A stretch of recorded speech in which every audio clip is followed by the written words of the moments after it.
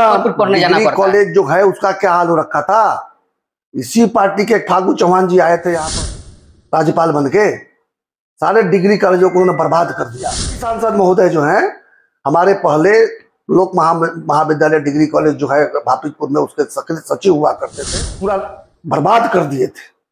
उसमें ऐसा भी हुआ कि प्रिंसिपल को जेल हुआ और ये बेल पर है। नमस्कार, मैं विकास और आप देख रहे हैं आपकी बुलंद आवाज। आपको बता दें कि महाराजगंज बहुत हॉट सीट हो गया है। कुछ दिन पहले यानी 3-4 दिन पहले एक व्यक्ति का जो चर्चा नहीं था महाराजगंज में, उन्होंने प्रेस कॉन्फ्रेंस करते हैं और नाम है उनका इंजीनियर सचिदानंद राय जी। और फिर एक बार माहौल जो है, राजनीति का माहौल गर्म हो जाता है। अब आपको बता दें कि लोकतंत्र का महापर्व जो है 7 चरणों में होना है और 6ठा चरण में यहाँ पर चुनाव है। आज हमारे साथ ही इनसे हम बात करेंगे। बहुत बहुत स्वागत है सर आपका। बहुत बहुत धन्यवाद सर। क्या कारण है कि एक बार एकाएक आप आकर निर्दलीय चुनाव लड़ने की घोषणा कर देते हैं महाराजगंज से? नहीं, एकाएक नहीं था, लेकिन ये इतना बड़ा निर्णय जो है वो एकाएक लिया भी नहीं जा सकता है। ये निर्णय लेने की एक प्रक्रिया थी। मैं पहले ये प्रयास कर रहा था कि कम प्रयास से महाराजगंज को एक अच्छा सांसद मिल जाए।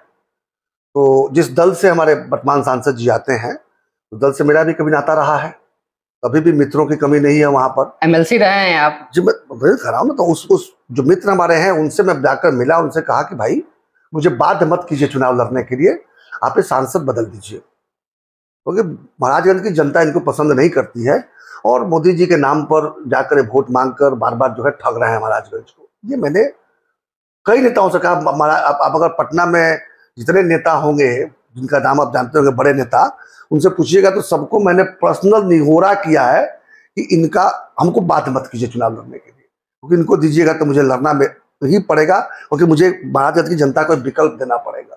क्या कारण क्या है? बता रहे, विकल्प देना पड़ेगा। मैंने कहा ना, विकल्प नहीं देंगे अगर तो फिर जीत के चले जाएंगे। अब विकल्प देंगे तो जनता का स्नेह अगर मिलेगा तो हम जीतेंगे, और फिर जनता ने अगर उनको ही चुना तो ठीक है, जनता का प्रेम है।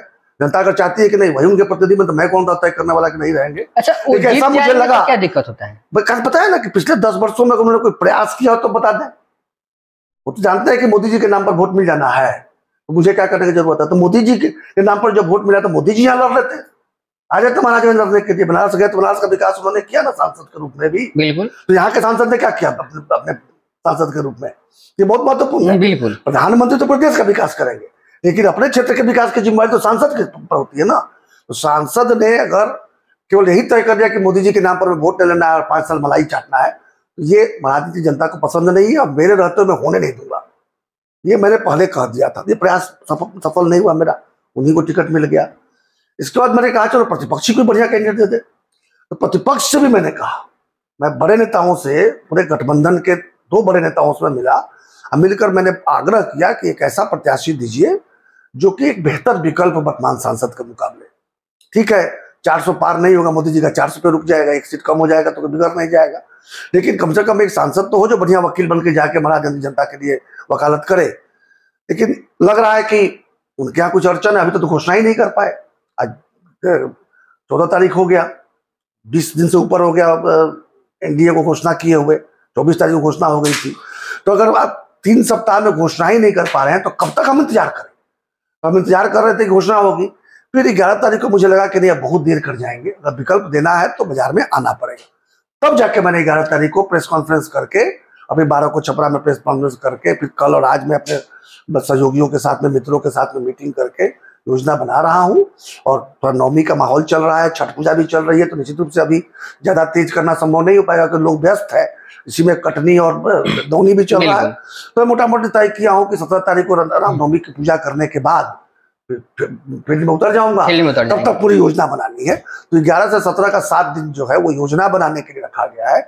और 17 के बाद तो मैदान में देखिएगा, धुआंधार जब चलेगा तो आप मैदान में 17 को बाद उतरेंगे। और हमने अभी बात किया था यहाँ के वर्तमान जो सिटिंग सांसद हैं, तो उन्होंने कहा कि मेरे सामने कोई है ही नहीं है कि लड़ेगा, और मैंने विकास तो इतना कर दिया है महाराजगंज में कि मलमलिया में तो ओवरब्रिज बनवाया है, तमाम रोड जो सड़कें जो थी टूटी हुई थी मैंने काम कराया है, वो तो तमाम विकास गिना रहे हैं। वो तो मोदी जी का उज्ज्वला योजना से लेकर जो कि आवास योजना तक गिनवा रहे हैं, और आप कह रहे हैं विकास नहीं हुआ।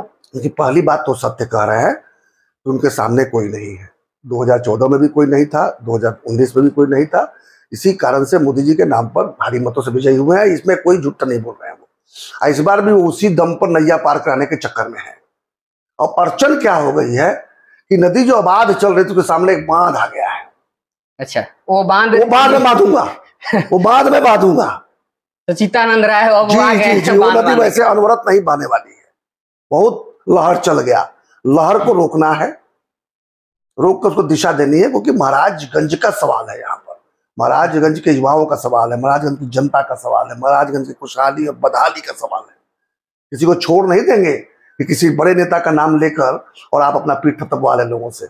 ठीक बात है, मोदी जी अच्छा काम कर रहे हैं। मैं फिर कहता हूँ, मोदी जी 100 अच्छा काम कर रहे हैं, एक बड़ा खराब काम कर रहे हैं। वो क्या है? वो है बिहार के बच्चों के प्रति ईमानदारी से काम नहीं कर रहे हैं। 40 में 39 MP जिस बिहार ने दिया, उसके विकास के लिए क्या करना है? अपने यहाँ बेरोजगारी दूर करनी है, बेरोजगारी दूर करने के लिए, और बाकी काम तो बेरोजगारी दूर करना होगा, सब अपने आप करना पड़ेगा। बेरोजगारी दूर करने के लिए, बिहार के विकास के लिए मोदी जी आज तक एक मीटिंग रखने का समय नहीं निकाल पाए। और ऐसे सांसद चुन के यहाँ से गए हैं जो भय के मारे मुंह तक नहीं खोलते सदन में बिहार के विकास की बात हो। तो कोई क्या कहेगा कि बिहार के विकास मैंने किया है या महाजन का विकास किया?